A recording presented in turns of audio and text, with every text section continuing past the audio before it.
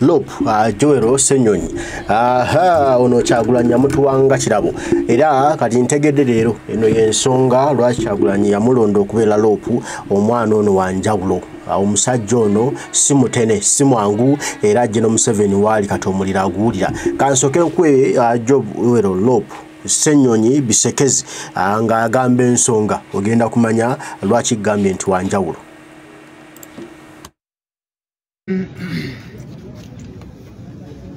Today we set out to go to Lubiji area as leaders. Firstly, legislators, members of parliament, but we also connected with local leaders, councillors, mayors, and other local leaders. This is a place from which we've been hearing an outcry. People have reached out to us, the local leaders, but also affected people because of the demolitions that have been ongoing. Now, as leaders, it concerned us, and that's why we said, I told my colleagues, let's go on ground. And first of all, hear what are the people saying and get to connect with them and to understand the goings on. There are a couple of challenges. Number one, these people have a couple of claims. One, some of them do say they have got Chibanja, others say they have got titles. Others say they have been in this place 30, 40 plus years. He's an old man who came to us there saying he came there as a young man, he gave birth to children, now he has got grandchildren and he has been in that place all this while. So they are wondering why they are being treated this way, yet they have been in this place for a very long time. Two, they are bothered by the double standards. Because while government is saying you people are in a wetland and so you should leave, they're saying but the surrounding areas, there's a fuel station, there's a police station right in the middle of the wetland, and so they're saying why are they being treated this way and yet others are not touched at all? Is it because they are poor and ordinary and they cannot fight for themselves, that they don't have such a strong voice? And so they are bothered by these double standards that keep happening. They're also asking questions. They see factories being built in wetlands, real typical wetlands, and it seems to be okay. So they are saying, they're wondering why are they being treated the way they're being treated. And they're also saying, look, we have been here all this while. Government knows about their presence there. In fact, government, in one way or another, acknowledges their presence there. That's why those that have got shops and businesses there, government collects taxes from them. So that means in many ways, their businesses and their presence there can be seen as legitimate, because otherwise government will not even be collecting taxes from them. And so they're saying, why is government waking up all of a sudden and treating them this way? And yet each time, government comes, collects taxes from them, and it seems to be okay. But now, all of a sudden, government is treating them the way they are being treated. So they are bothered about all of these double standards and so on. Now, I think it's problematic for government to let people settle in an area for a very long time, for years, and you let them be there like they have been there all of these years, only for you to wake up all of a sudden, throw them out, break their houses and that kind of thing. Where have you been all the while? That's a critical question. Why have you let them put up these big, huge structures which don't come up overnight? You know, there was a flood, a huge storied building and several others that have been there all of this while. They were built and it took time for them to be built. And government was watching. Why? Why did they watch and now they wait last minute after all of these things have happened? We must be organized as leaders. It's important. Also, the double standards have got to stop. Now, we went to engage, and you saw the reaction of police and the military. They fired bullets and tear gas. I am hoping people have not gotten injured. I'm sure some have gotten injured. We're still trying to make an assessment. But why? Because as leaders, we have gone to listen to these people. Already you have hurt them bad enough. They have lost their livelihood, they've lost their homes and so on. And now, as leaders, we have gone to engage with them, and you don't even want us to engage with them. Because these are issues we must be debating about in Parliament and elsewhere. Because I want to stand up on the floor of Parliament and ask the relevant ministers to respond to these cries of these ordinary people. But I must first find out, together with my colleagues in Parliament, must first find out what is on ground, what's happening. But then we go to engage with these people, bullets, tear gas, and so on. All of that is uncalled for. Because there's nothing apart from these people expressing their grievances, their concerns to us, their leaders, so that we can go and talk about their plight in Parliament, in the different councils, and so on. That's why we were there. So for this to happen, I think it's unfortunate. It's uncalled for. We did not go there to fight. As leaders, we went to listen to these people, because we must listen to them. I don't want to stand up in Parliament and speak ignorantly about their concerns before engaging them. So what has happened is unfortunate. It's totally uncalled for. I spoke to the executive director of Nema, and I asked him about all of these different issues. He had his version. I listened to his version. I told him the version that the people on ground are saying, their concerns, the fact that they've been there all of this while, the fact that they have title and all of these different things, and so on and so forth. And we had a lengthy engagement about it. I asked him, as I was ending my call with him, I said, let's see how we find a meeting point. Let's plan and have a meeting with these people. Don't sit in your offices and just send orders. These are human beings, these are citizens, law abiding, and that's why they even pay taxes. Let's engage with them. Let's plan a meeting where we can have some leaders and some of their representatives attend that meeting. They get to listen to you as Nema and government, and you listen to them also. It's important, so that we get to engage, so that these people are listened to as well. They have their concerns, they have their cries. Let's listen to them as leaders. You see, government is supposed to be like a parent. As a parent, you listen to all your children. Even when you think your child has done something wrong, you don't get a hammer and hit them on the head to kill them. No. And now government is behaving that way, unfortunately. So that was my ask of him, something that he listened to and he actually bought. I'm hoping that he will follow through. I'm hoping that they will not exert pressure on him for that not to happen. All right? So that's the way civilized societies get to happen. You get to meet the people, they listen to you, you listen to them and have an engagement. Because these are not rebels. If government can have talks with the rebels, how about citizens, tax-paying citizens? Surely we need to rise above certain things as leaders. We must be able to lead our people and not rule them. There's a difference. So byonna mbirabe bisinga twabyogeredde eri natusinkana abantu b'omu Lubiji. Abantu bano bazenga batukubira amasimu beemulugunya gye tuli n'abakulembeze b'ekitundu ekyo. So nengamba abakulembeze bannanga ababaka n'abalala ne bakansalazi bameya tugendeko mu kitundu ekyo tuwulirize abantu bano nga tetunayogera ku nsonga zino, kubanga njagala nyimirire mu palamenti mbuuze minisita kwe kikwatako, minisita bonna, naye nga byenjogerako mbimanyi nga maze okutegeera ki ekiri ku ground. So kwe kugendayo olwaleero ne bakulembeze bannange okuwuliriza abantu bano. Abantu bano balina ennyiike, balina ensonga zaabwe, bagamba naye bazimba ebizimbe bino byonna emyaka gino gyonna gavumenti ebatunuulira.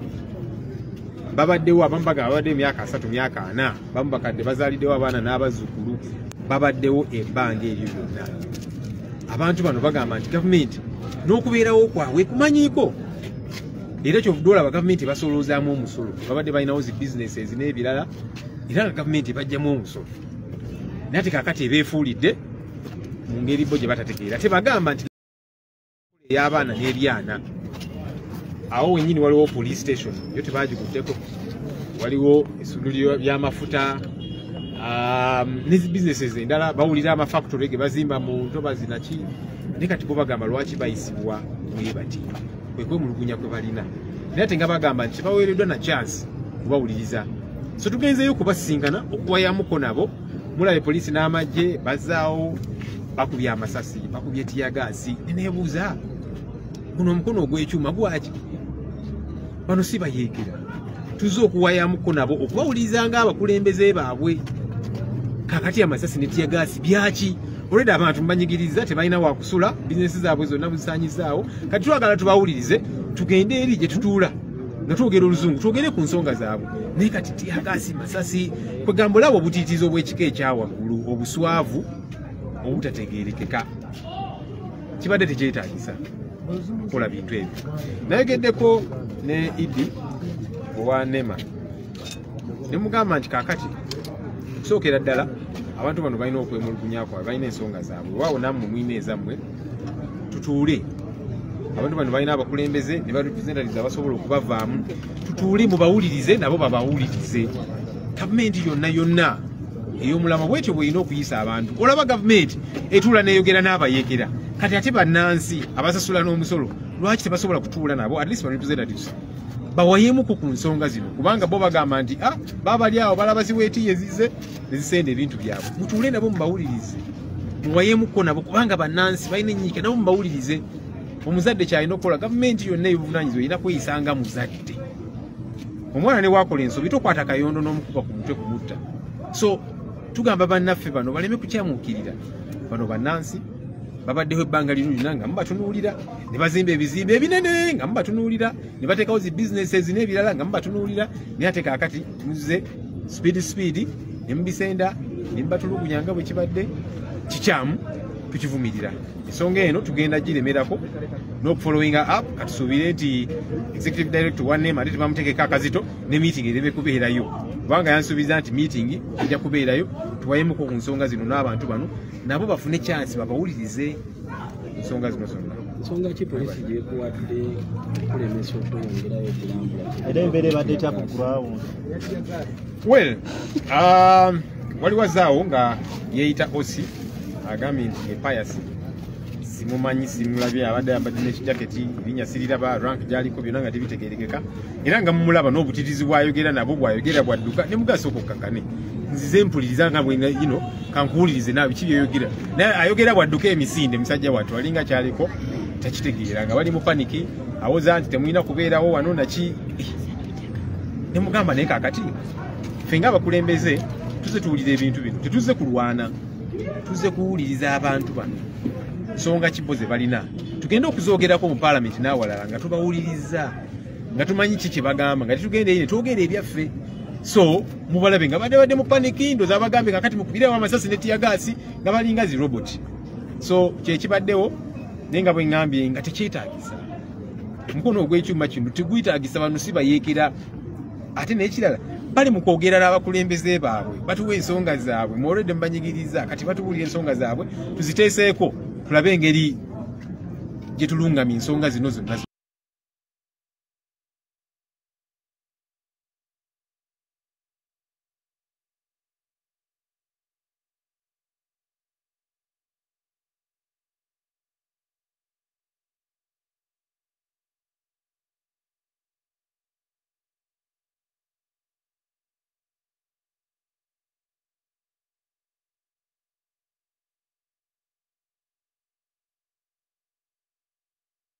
Mwagala gaveeyo kikyamu tukivumirira. None Taata Lubiji nsaba kwogerako nammwe Taata Lubiji yenze bannange mbasaamukirize eddoboozi lyange lituuke eri eggwanga lino. Amannya gange nze Kawesa Steven nga yenze Taata Lubiji. Nvumirira abannema kye baakoze eri abantu bange, okumenya amayumba gaabwe nga gamazewo emyaka n'emyaka. Nsaba Mwami Museveni oyimirize abannema obutaddamu kumenya nnyumba y'abantu bange n'emu. Nsaba Mwami Museveni abannema bonna gwe bamenye. Ngenda kuddayo nga Taata Lubiji mpandiike bonna bali mu 10+ be bamenyedde amayumba. Nsaba buli munnakisa yenayina ali eyo mutuwe zitenti, mutuwe emmere, tugenda kubeera awo mpaka nga Lupu bw'agambye nti Nema egenda kujja etu addressing. Buli akoseddwa tugenda kubeera awo mpaka nga meeting etudde. Twagala abantu bano batuliiririre. Taata Lubiji yenze. Nsaba Mwami Museveni okumenya kuyimirire. Tosobola kugamba nti olumirirwa entobazi okusinga abantu. togirirangako kulembera ntobazi wajja kulembera abantu Nema webanga yekozesa ensobi bakyusa bonaona bagobe olonda abantu abatuufu Tata Lubiji Engineer Ssenyonyi Akoze tubadde tuteekateeka okugenda butereevu ku Nema naye nga lupu bwagambye tuwagenda kubaawo meeting so ngenda kugathalinga abantu bange tubeere mu kifo eki tetugenda kuvaawo paka na meeting esobodde otuula ya Nema chairman w'ekyalo ky'Ekatuliro Stephen Kawesa sente za rent ezigenda okupangisa wadda ebintu byonna babyononeddemu emifaliso bagiziise buli kimu bakiziise so omuntu bamulesaawo abamu bataddewo ne buttenti obutono obulinga bw'amagye kwebakamu bwe basitulo so bwe tuba nga tuzze okuwuliza abantu ekika ekyo gwe poliisi n'amagye ne mubayo ne mukozesa tiyagasa ate okugobawo ffe ate nga abantu bennyini be mutugobamu be bantu abaatulonda mubeera nga batulemesa okuddamu okuwuliziganya n'abantu abatukola ki abaatulonda ate ng'ekyabatulondesa kutuusa ddoboozi lyabwe n'ebibaluma eri bo gye batasobola kutuuka so kyenyamiza neffe tulowooza nti wadde byonna bibaddewo wakyaliwo ekyasobola okukolwa okulaba nga abantu bano bayambibwa then ne bano bwe bataddeko exhibi bamamaki ze bagenda okumenya nabo tulabe bayambiddwa batya gandi okujja okumenya obumenyi okusenda okujjawo abantu nti olwokuba mukiriyalinga lutobazi tetuganye twagala nnyo obutonde bw'ensi era twagala bukuumibwe naye ate nga bukuumibwa tulemenyigiriza abantu actually si obumu obuvunaanyizibwa bwa gavumenti obusooka kwe kuuma abantu n'ebintu byabwe kati obanga buli gavumenti ojja yonoona ebintu by'abantu ate mu kusenda okwo kwennyini n'abantu abalala ne bafiira mu kitegeeza obulamu tobukuumye n'ebintu by'abantu tobikuumye so nga gavumenti oba olemereddwa ku buvunaanyizibwa bwo nga bwe mwalayira okukolera abantu okutuusa eri abantu so ndowooza abantu banyigiriziddwa era eddoboozi lyabwe litaaga okweyongera Speaker tulabyeko ku bimotoka bya wetiye nga bikyaliwo ku ssiini tuwuliddeko nga bagamba ne kakati bagenda kumenya mugenda kikolemu kyekyo kati ffe ng'abakulembeze ekisooka tetulina enforcement nti omusajja abazze atadde leesa ebimotoka ebigendo senda n'aleeta amagye ne poliisi nga ge galina okukuuma ebimotoka ebigendo senda ate nga poliisi kuuma abantu n'ebintu n'amagye galina kukuuma bintu bya bannayuganda ffe ng'omukulembeze sirina mundu wadde akasaale ke nsobola kukozesa kugamba w'amagye nti vaawo ne turakitayo kyova nti tubadde era tugenzeeyo era tubadde tutambula tugende tutuukawo wennyini ewali bitulakita tubagambe bannaayo kyemukola engeri gye mukikozeemu munyigirizanya abantu nti wadde mwagala kutereeza lutobazi naye tebatuukirako ebigere ebirina okutuuka we bali so yembeera eriwo naye nze ndowooza olwokuba nti tutuuseewoko ne tubaako ne betwogedde naye abo embeera gye balabye abantu bakaaba sirowooza omuntu aba mumagalavu nnyo okugenda okutandika okusenda abantu nga embeera bano oludde be basenze gye balimu bagiraba embeera y'okuba abatuuze n'okusenda ebintu byabwe poliisi ne baanukuzanga tiyagaasi na buli kimu mwe ng'abakulembeze abatuuze bagamba temukoze kimala okusitula eddoboozi okusitula eddoboozi era nakino kyetulinga okuba kusitula eddoboozi naye era nga okay omulabi omulungi aliko byebyo ndowooza olulidde bulungi ensonga nga bwe zitambudde Joro Ssenyonyi azitaanyiza era azituusizza bulungi we zirina okutuuka kati katulinde ate ekigenda okuba nga kiddako mu mbeera yonna na buli kimu tulabe kigenda okuba nga ate kitambula nga Nema bwesaze okusinkana abatuuze bano tabo bakinaabawe ne basisinkana oba eneegaana byonna bwe binaaba biriwo tujja kuba nga tubibategeeza mutambule n'okumanya naye nga byonna gy'oli munnayuganda muganda wange nkusaba buno obuvunaanyizibwa bwaffe guno mulimu gwaffe iffe bannansi tulina okulwana okweddiza obuyinza bwaffe ne tuba nga ffe tulagira abakulembeze bye balina otukolera so si abakulembeze nga batulagira bye balina otukolera kuba bo balina ebigendererwa ebyabwe byakwenyweza mu ntebe kubba ggwanga laffe lisaanyawo kulimalawo naye nga singa tunaalwana ne tweddiza obuyinza bwaffe ffe tujja okuba nga tusalawo kyetwetaaga nga abannansi era nga balina bo kye bajja okuba nga bagoberera obuyinza bwaffe tusobola tubweddize tubugye mu mikono gyeyawamba tubukomyewo mu mikono gyaffe abasobole okuzimba eggwanga laffe nga tulitwala mu maaso ku lwaffe abaana baffe abazzukulu abajjwa n'abaliddawo emirembe gyonna mbaagala nnyo mwenna abaliko omukama katonda lwe lwaduna namwe kansaba abakuume tujja kuba tuddamu banange mweraba